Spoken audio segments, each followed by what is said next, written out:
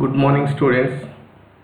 ఈరోజు మనం రెండవ పరిపాలనా సంస్కరణల సంఘం యొక్క సిఫారసుల్ని పరిశీలిద్దాం.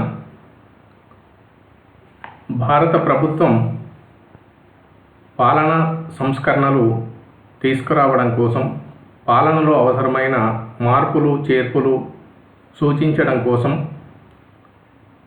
1966 జనవరి 5వ తేదీన మొదటి పాలనా సంస్కరణల సంఘాన్ని నియమించింది. దీనికి మొరార్జీ దేశాయ్ అధ్యక్షుడిగా వ్యవహరించాడు. 4 సభ్యులతో ఈ కమిటీ ఏర్పాటైంది.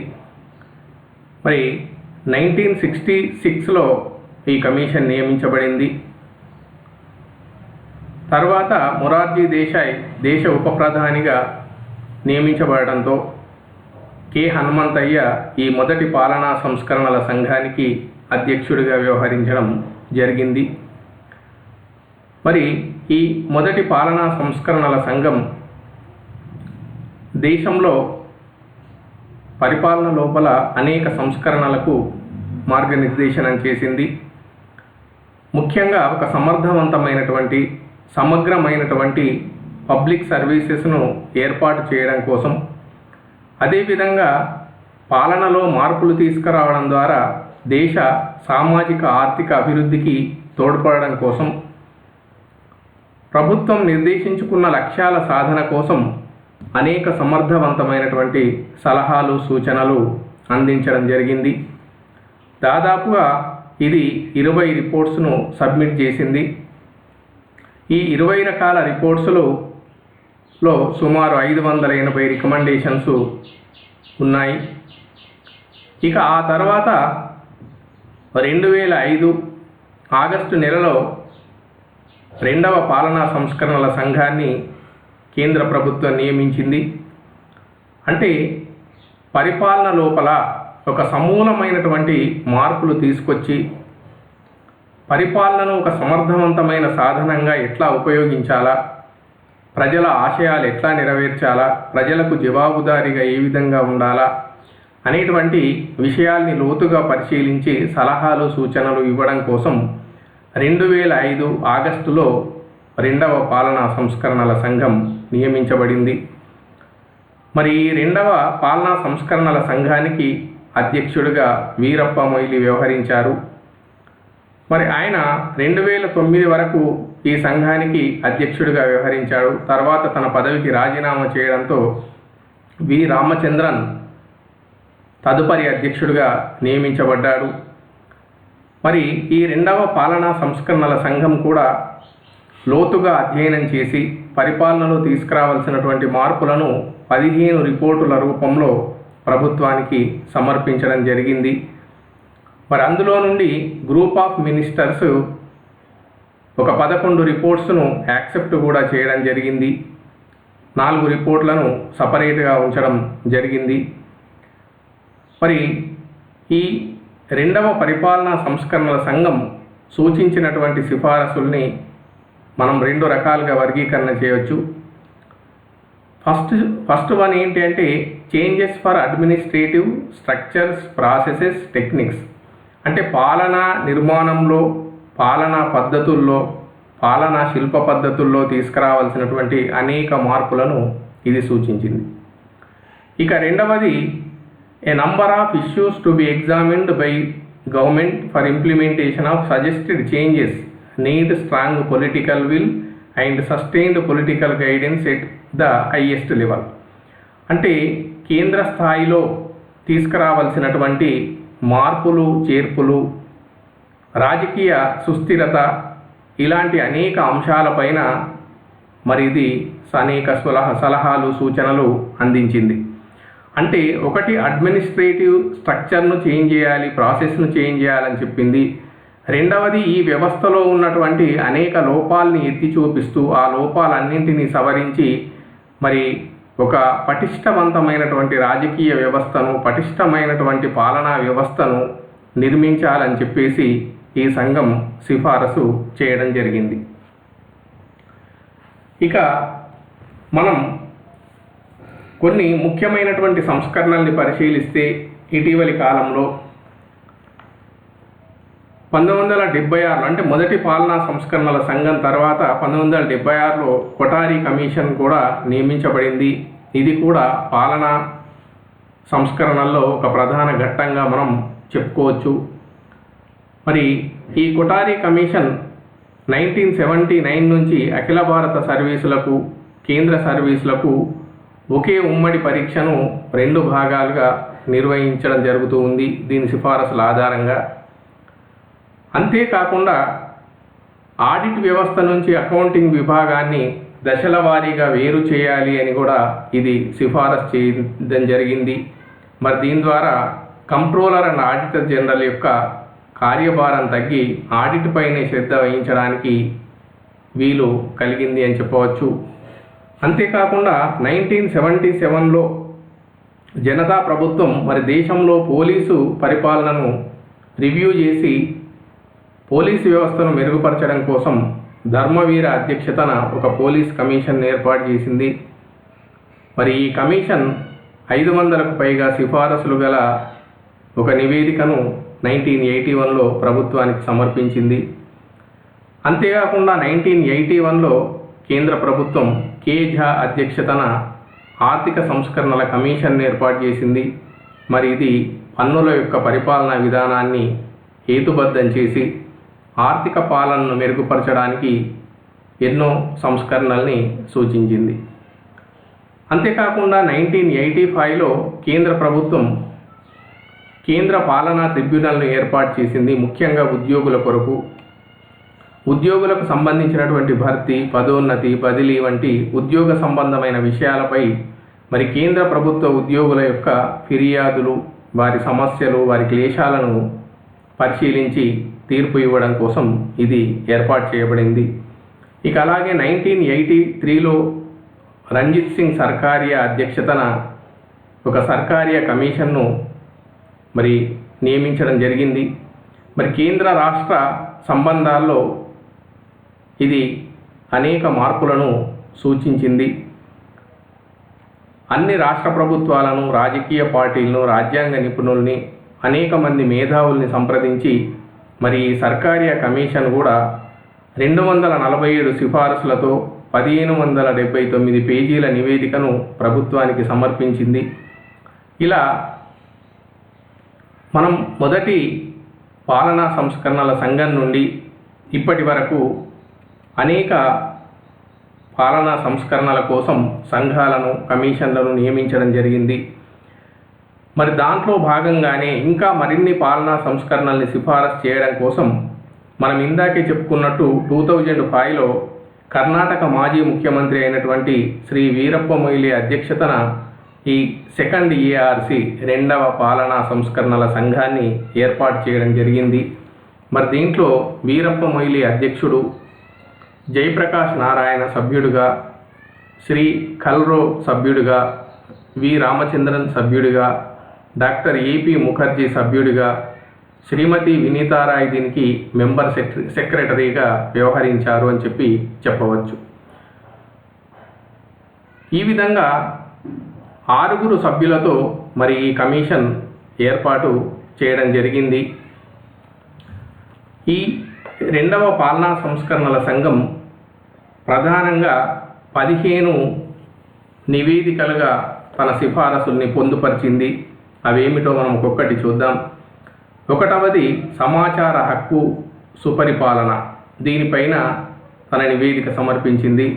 2వది మానవ వనరులు పరిపాలన పైన, 3వది సంక్షోభ నిర్వహణ అంటే డిజాస్టర్ మేనేజ్మెంట్ పైన, 4వది పరిపాలనా విలువలు అంటే పాలనలో విలువలు, నైతికత పెంపొందించడం కోసం, 5వ దాన్ని సామాజిక స్థిరత్వం సోషల్ స్టెబిలిటీ కోసం, 6వ నివేదికను లోకల్ గవర్నమెంట్ మీద, స్థానిక పరిపాలనా ప్రభుత్వాలపైన, 7వ నివేదికను సంఘర్షణ నివారణకు మరి సామర్థ్యాన్ని ఎట్లా పెంపొందించాలనేటువంటి అంశాలపైన, 8వ నివేదికను తీవ్రవాదంపై ఏ విధంగా పోరాడాలి, దాన్ని ఏ విధంగా అంతమొందించాలి అనే అంశంపైన, ఇక 9వ రిపోర్టును సామాజిక పెట్టుబడి ఉమ్మడి లక్ష్యం అనేటువంటి అంశంపైన, 10వ రిపోర్టును ఉద్యోగి పాలనను మొత్తం రీఆర్గనైజ్ చేయాలి, ఉద్యోగి పాలనను పునర్వ్యవస్థీకరణ ఏ విధంగా చేయాలనేటువంటి అంశం పైన. 12వ నివేదికను ఎలక్ట్రానిక్ పాలన భవిష్యత్ కార్యాచరణ అనేటువంటి అంశం పైన. 12వ నివేదికను పౌర కేంద్రిక పాలన, అంటే ఇక్కడ పౌర కేంద్రీకృతం, పౌరుడు కేంద్రంగా ఉండేటువంటి పరిపాలన ఏ విధంగా అందించాలనే అంశం పైన. అదేవిధంగా భారత ప్రభుత్వ వ్యవస్థాగత నిర్మాణం పైన 13వ నివేదికను. 14వ నివేదికను ఆర్థిక నిర్వహణ వ్యవస్థల్ని ఎట్లా బలోపేతం చేయాలి, దేశ ఆర్థిక అభివృద్ధిని ఏ విధంగా పెంపొందించాలి అనేటువంటి అంశం పైన. ఇక 15వ నివేదికను రాష్ట్ర జిల్లా పాలన ఏ విధంగా ఉండాలి అనేటువంటి అంశం పైన ఇది తన నివేదికని పొందుపరిచింది. ఈ విధంగా 15 రిపోర్ట్స్ను మనకు సెకండ్ అడ్మినిస్ట్రేటివ్ రిఫార్మ్స్ కమిషన్ను అందించింది. మరి అందులో ఉన్నటువంటి ప్రధానమైనటువంటి సిఫారసుల్ని మనం ఓవరాల్గా ఇప్పుడు పరిశీలిద్దాం. ఫస్ట్ వన్, ఈ కమిషన్ ఏం చెప్తుంది అంటే, రాజకీయ పార్టీలు చట్టవిరుద్ధంగా విరాళాలు సేకరించకుండా అరికట్టేందుకు గాను ప్రభుత్వం పాక్షికంగా ఎన్నికల ఖర్చు భరించే పద్ధతి ప్రవేశపెట్టాలి అని సిఫారసు చేసింది. మనందరికీ తెలిసిన విషయమే, రాజకీయ పార్టీలు ఎన్నికలు వచ్చినాయంటే మరి ఈ బడా వ్యాపారవేత్తల నుండి, ధనవంతుల నుండి, భూస్వాముల నుండి విరాళాలు సేకరిస్తాయి. మరి ఇలా విరాళాలు సేకరించి అధికారంలోనికి రావడం ద్వారా మరి వారి ఉప్పు తిన్నందుకు ఉపకారం చేయాలన్న ఉద్దేశంతో వారికి మేలు చేసేటువంటి విధానపరమైన నిర్ణయాలు తీసుకునే అవకాశం ఉంది. కాబట్టి మరి దాన్ని అరికట్టడం కోసం ఎన్నికల్లో వాళ్ళు పెట్టే ఖర్చును కొంత మొత్తం ప్రభుత్వమే భరించేందుకు అవకాశం కల్పించాలా, అంటే ఎన్నికల ఖర్చును ప్రభుత్వమే భరించే పద్ధతిని ప్రవేశపెట్టాలి అని చెప్పడం జరిగింది. ఇది ఒక సరి అయినటువంటి సంస్కరణగా మనం చెప్పుకోవచ్చు. ఎందుకంటే రాజకీయ పార్టీలు మరి చట్టవిరుద్ధంగా విచ్చలవిడిగా కోట్ల రూపాయలని విరాళాలుగా సేకరించి ఎన్నికల్లో ధన ప్రవాహాన్ని పారిస్తున్నటువంటి విషయం మనందరికీ తెలిసిందే. కాబట్టి దీన్ని అరికట్టడానికి ప్రభుత్వమే పాక్షికంగా ఎన్నికల ఖర్చును భరించాలి అని ఇది సిఫారసు చేసింది. రెండవది, ఫిరాయింపు నిరోధక చట్టం కింద మరి చట్టసభల సభ్యుల్ని అనర్హులుగా ప్రకటించే అధికారం రాష్ట్రపతికి, గవర్నర్కు ఉండాలి. మరి ఎలక్షన్ కమిషన్ యొక్క సలహా మేరకు వాళ్ళు తగిన చర్యలు తీసుకోవాలి అని సిఫారసు చేయడం జరిగింది. అంతేకాకుండా తీవ్రమైన నేరారోపణలు ఉన్నటువంటి వ్యక్తిపై మరి ప్రాథమిక సాక్ష్యాలు ఉన్నాయి అని కోర్టు భావించి అభియోగాలు నమోదు చేస్తే తప్ప అతన్ని ఎన్నికలకు అనర్హుడిగా ప్రకటించాలి అని చెప్పడం జరిగింది. అంటే ఇక్కడ కోర్టు గనక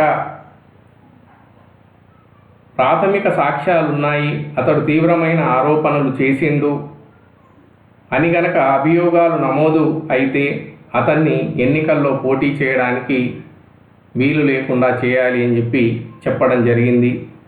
అంటే నేర నిరూపణ కావాల్సినటువంటి అవసరం లేదు, ప్రాథమిక సాక్ష్యాలుండి అభియోగాలు నమోదైతే చాలు అటువంటి వ్యక్తిని అనర్హుడిగా ప్రకటించాలి అని సిఫారసు చేసింది. ఇక నెక్స్ట్, కొన్ని రాజకీయ పార్టీలు మరి కోహిలేషన్ గవర్నమెంటు ఏర్పాటు చేయడం జరుగుతుంది, కూటమిగా ఏర్పడి ప్రభుత్వాన్ని ఏర్పాటు చేయడం జరుగుతుంది.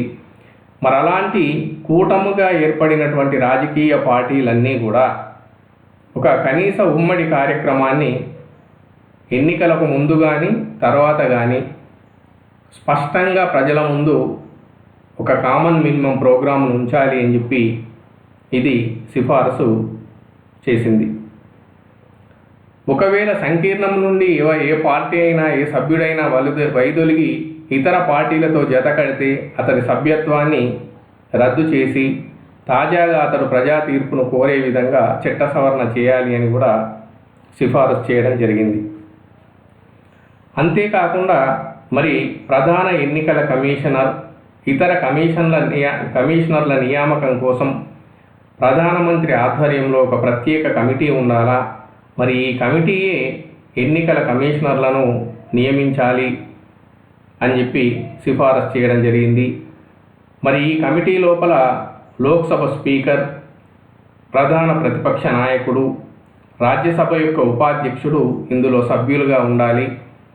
మరి రాష్ట్రపతి చేసే సిఫారసుల్ని పరిగణలోనికి తీసుకొని ఎవరిని ఎన్నికల కమిషనర్లుగా నియమించాలి అనే అధికారం ఈ కమిటీకి మాత్రమే ఉండాలి అని చెప్పడం జరిగింది. అంతేకాకుండా ఎన్నికల వివాదానికి సంబంధించినటువంటి కేసుల్ని ఒక 6 నెలల లోపల పరిష్కరించే విధంగా ప్రత్యేక ఎన్నికల ట్రిబ్యునల్ ఏర్పాటు చేయాలి అని చెప్పి సిఫారసు చేసింది. మరి హైకోర్టు న్యాయమూర్తి లేదా ముఖ్య కార్యదర్శి స్థాయికి తక్కువ కానటువంటి సీనియర్ అధికారి దీనికి అధ్యక్షుడిగా వ్యవహరించాలా, ఈ ట్రిబ్యునల్కు చైర్మన్గా వ్యవహరించాలి. ఒకవేళ ఎక్కువలో ఎక్కువ అంటే ఇంకో 6 నెలలు మాత్రమే ఈ కమిటీ గడువు పొడిగించాలి. అంటే ఓవరాల్గా ఒక 1 ఇయర్ లోపల ఎన్నికలకు సంబంధించినటువంటి ఏ వివాదమైనా కూడా పరిష్కారం కావాలి అని చెప్పడం జరిగింది. మరి ప్రస్తుత విధానం మనం చూస్తున్నాం. ఎన్నికల్లో ఏవైనా అవకతవకలు, అక్రమాలు జరిగితే మరి వాళ్ళు సుప్రీంకోర్టు, హైకోర్టుల్లో కేసు వేసి దాదాపు వారి పదవీ కాలం అయిపోతుంది, కానీ ఆ తీర్పు రానటువంటి సందర్భాల్ని మనం చూస్తూ ఉన్నాం. కాబట్టి ఇటువంటి వివాదాల పరిష్కారం కోసం ఒక 6 నెలల లోపల తీర్పు వచ్చే విధంగా ప్రత్యేక ట్రిబ్యునల్ ఏర్పాటు చేయాలని రికమెండ్ చేయడం జరిగింది. అంతేకాకుండా మంత్రులకు కోడ్ ఆఫ్ కాండక్ట్ ఉండాలి, ఒక నైతిక నియమావళి ఉండాలి. మరి వీళ్ళ యొక్క ప్రవర్తనను పరిశీలించేందుకు అటు ప్రధానమంత్రి, ఇటు ముఖ్యమంత్రి కార్యాలయాల్లో ప్రత్యేక విభాగాలు ఏర్పాటు చేయాలి. వీటిపైన మరి ప్రధాని, ముఖ్యమంత్రులు ఒక ప్రత్యేక దృష్టి పెట్టాలి.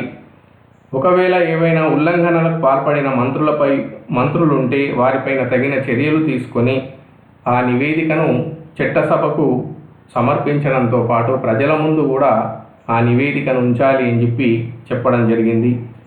అంతేకాకుండా ప్రజాప్రతినిధులందరూ కూడా నైతిక విలువల్ని పాటించేలా చట్టసభలకు ఒక ఎథిక్స్ కమిషనర్ను ఏర్పాటు చేయాలి. మరి ప్రతి ప్రజాప్రతినిధి ఆ నైతిక విలువల్ని ఫాలో అవుతున్నారా లేదా అనేది ఈ కమిషనర్ ఎప్పటికప్పుడు పర్యవేక్షణ చేయాలి అని సిఫారసు చేసింది. అంతేకాకుండా జోడు పదవుల నిబంధన గురించి కూడా ఇది ఒక రికమెండేషన్ చేసింది. మరి కొత్తగా అనేక పదవులను నియమిస్తూ పోయేటువంటి పద్ధతికి స్వస్తి చెప్పాలి. మరి లాభదాయక పదవి అంటే ఏమిటో స్పష్టంగా నిర్వచనం ఇవ్వాలి. అనుభవజ్ఞులైనటువంటి ప్రజాప్రతినిధులు విధానాల రూపకల్పనలో పాలుపంచుకుంటే మరి సలహా విభాగాల్లో గనక పనిచేస్తున్నట్టయితే దాన్ని లాభదాయక పదవిగా పరిగణించద్దు. కేవలం వాళ్ళు కార్యనిర్వాహక శాఖ విధుల్లో జోక్యం చేసుకుంటేనే మనం దాన్ని లాభదాయక పదవిగా చేపట్టినట్టుగా భావించాలి అని ఇది సిఫారసు చేసింది. అంతేకాకుండా మరో ముఖ్యమైనటువంటి రికమెండేషన్ ఏమిటి అంటే ఎంపీ, ఎమ్మెల్యే నియోజకవర్గ నిధులను రద్దు చేయాలి అని సిఫారసు చేసింది. అంటే ఎంపీ ల్యాడ్, ఎమ్మెల్యే ల్యాడ్ ఈ నిధులను రద్దు చేయాలి అని చెప్పింది. మరి మనకు తెలుసు ప్రస్తుతం ఎంపీ సంవత్సరానికి 5 కోట్ల రూపాయలు తన నియోజకవర్గ అభివృద్ధి కోసం ఖర్చు చేయవచ్చు. దానికోసం ప్రభుత్వం నిధులు కేటాయిస్తుంది. అట్లాగే ఒక ఎమ్మెల్యే తన నియోజకవర్గ అభివృద్ధి కోసం ఏటా 2 కోట్లు ఖర్చు చేసేందుకు మరి ప్రభుత్వం నిధులను మంజూరు చేస్తుంది. మరి ఎంపీ, ఎమ్మెల్యేలకు ఇచ్చేటువంటి ఈ నియోజకవర్గ నిధుల్ని రద్దు చేయాలి అని సిఫారసు చేసింది. అంతేకాకుండా పార్లమెంటు, అసెంబ్లీ సభ్యులను అంటే ఎంపీలను, ఎమ్మెల్యేలను ప్రభుత్వ అధికారులుగా ప్రకటించి వాళ్ళు అధికారంలో ఉన్నంత కాలం వాళ్ళను సమాచార హక్కు చట్టం పరిధిలోకి తీసుకురావాలి అని ఇది సిఫారసు చేసింది. అంటే ఎంపీ, ఎమ్మెల్యేలు ప్రజాసేవకులే కాబట్టి వారు కూడా ప్రభుత్వ అధికారులతో సమానమే కాబట్టి వారు కూడా ఈ సమాచార హక్కు చట్టం పరిధిలోకి రావాలి అని పేర్కొంది. అంతేకాకుండా న్యాయ వ్యవస్థలో మరి నియామకాలు జరిపేందుకు, న్యాయమూర్తులపై వచ్చే ఆరోపణల్ని పరిశీలించేందుకోసం జాతీయ న్యాయ మండలిని ఏర్పాటు చేయాలి అని చెప్పి సిఫారసు చేసింది. మరి ఈ జాతీయ న్యాయ మండలికి ఉపరాష్ట్రపతి అధ్యక్షుడిగా ఉండాలని, ప్రధాని, లోక్సభ స్పీకర్, సుప్రీంకోర్టు ప్రధాన న్యాయమూర్తి, న్యాయశాఖ మంత్రి, మరి లోక్సభ, రాజ్యసభల్లో ఉన్నటువంటి ప్రతిపక్ష నాయకులు ఇందులో సభ్యులుగా ఉండాలని, హైకోర్టు జడ్జీల నియామకం, వారి చర్యల పరిశీలన విషయంలో సంబంధిత రాష్ట్ర ముఖ్యమంత్రిని, హైకోర్టు ప్రధాన న్యాయమూర్తిని సభ్యులుగా తీసుకోవాలని చెప్పి ఇది సిఫారసు చేయడం జరిగింది. అంతేకాకుండా ఎవరైనా ప్రభుత్వ ఉద్యోగి తన ఆదాయానికి మించి ఆస్తులు సంపాదిస్తే, ఒకవేళ వాళ్ళు ఈ అవినీతి విభాగానికి వాళ్ళు ప్రత్యక్షంగా పట్టుబడితే, అంటే ఏసీబీ రైడ్ చేసినప్పుడు వాళ్ళు ప్రత్యక్షంగా పట్టుబడితే, మరి వాళ్ళను ప్రాసిక్యూట్ చేయడం కోసం ముందస్తు అనుమతి అవసరం లేకుండా చేయాలి అని చెప్పి సిఫారసు చేసింది. అంటే ఎలాంటి ముందస్తు అనుమతి తీసుకోకుండానే మరి వాళ్ళను ప్రాసిక్యూట్ చేయవచ్చు ఒకవేళ వాళ్ళు ప్రత్యక్షంగా అవినీతి కేసుల్లో ఇరుక్కుంటే అని ఈ ఏఆర్సి రికమెండ్ చేయడం జరిగింది. అంతేకాకుండా తమ అవినీతి ద్వారా ప్రభుత్వానికి కానీ వ్యక్తులకు గాను నష్టం చేసేటువంటి ప్రభుత్వ ఉద్యోగులపై కేవలం జరిమానా విధించడమే కాకుండా జరిగిన నష్టాన్ని వారే సరిదిద్దే విధంగా చర్యలు తీసుకోవాలి.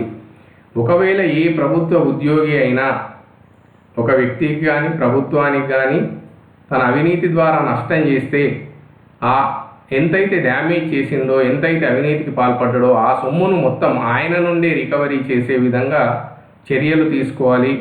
అవసరమైతే అవినీతి నిరోధక చట్టంలో దీన్ని ఒక చాప్టర్గా, ఒక అధ్యాయంగా చేర్చాలి అని చెప్పి పేర్కొంది.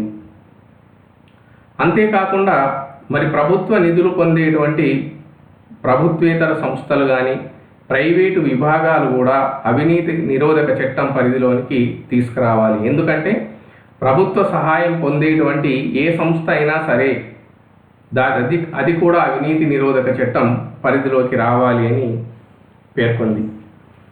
అంతేకాకుండా రాజ్యాంగంలోని 310, 311 అధికరణాలను రద్దు చేయాలి అని సిఫారసు చేసింది. ఎందుకంటే ఈ రెండు అధికరణాలు కూడా సివిల్ సర్వెంట్లకు మరి రాజ్యాంగపరమైనటువంటి రక్షణను కల్పిస్తున్నాయి. ఒక రకంగా వారికి ఇవి ఒక షీల్డ్ మాదిరిగా ఉపయోగపడుతున్నాయి.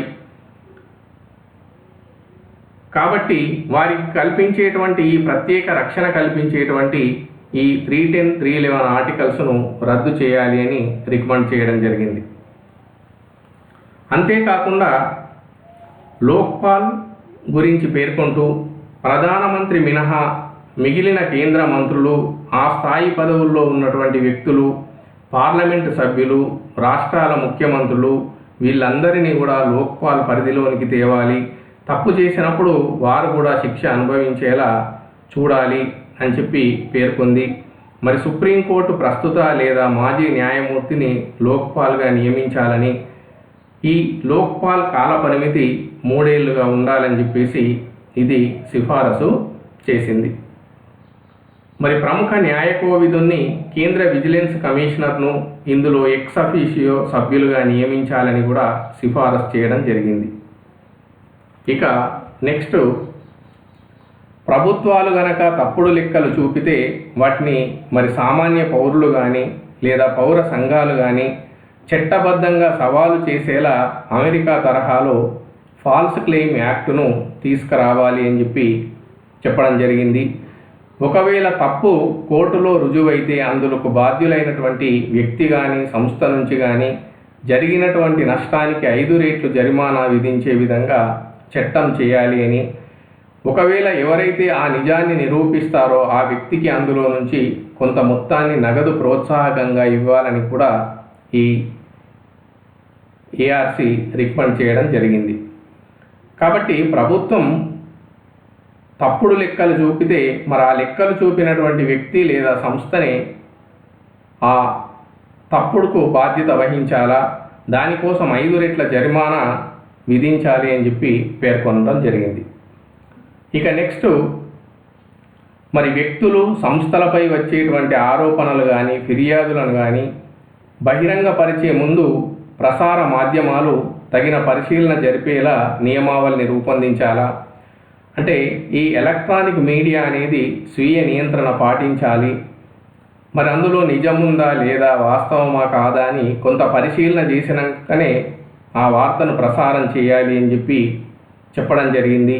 ఇలా ఎలక్ట్రానిక్ మీడియా స్వీయ నియంత్రణ పాటించాలని, అవినీతిపై పోరాటానికి వీలుగా ప్రభుత్వ సంస్థలు మరి మీడియాకు సహకరించాలని, అవినీతి కేసులు ఏవైనా దొరికితే వాటిని మీడియాకు అందించాలి అని చెప్పి సిఫారసు చేయడం జరిగింది.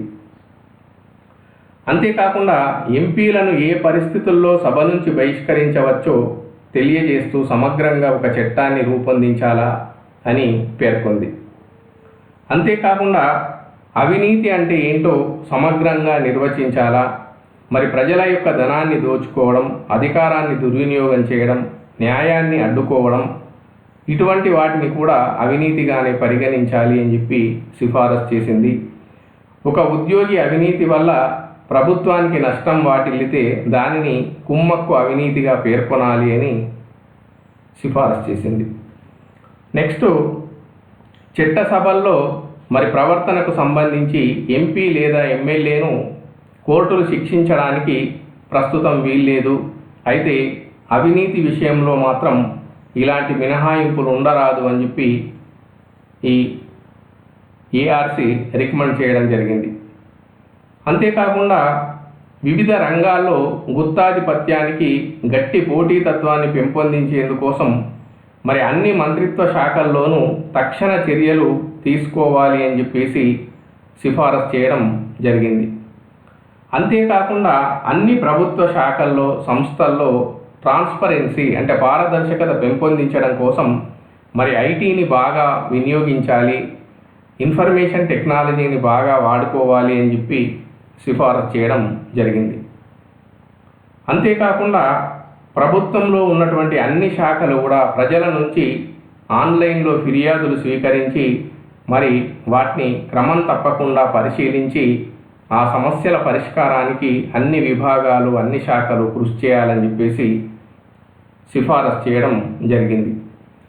అంతేకాకుండా అన్ని అభివృద్ధి కార్యక్రమాల పరిశీలనకు సోషల్ ఆడిట్ యంత్రాంగాన్ని ఏర్పాటు చేయాలని, సామాజిక తనిఖీ విధానాన్ని ప్రవేశపెట్టాలి అని చెప్పి సిఫారసు చేయడం జరిగింది.